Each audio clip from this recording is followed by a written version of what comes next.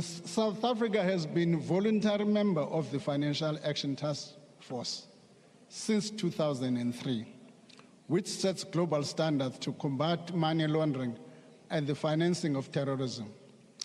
Across national budgets, across national borders, in 2021, FATF published its mutual evaluation report highlighting vulnerabilities in the country's anti-money laundering system. We have since made substantial progress to address these weaknesses.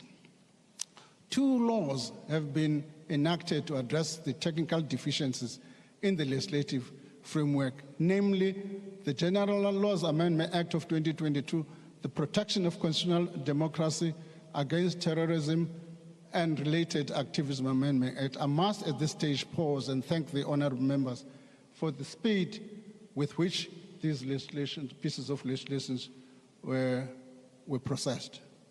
We thank all honorable members for the effort they've taken into that. Were it not for that speed, we'll probably be still struggling now in arguing our case in FATF. The laws address 15 of the 20 legislative deficiencies identified by FATF. The remaining 5 deficiencies will be addressed through regulation and practices that do not require legislation. We recognize the need to be more effective in implementing our laws, particularly in fighting organized and sophisticated crimes. Addressing the FATF issues is part of the broader fight against corruption, crime, state capture, and the deliberate weakening of the institutions of law and order in our country.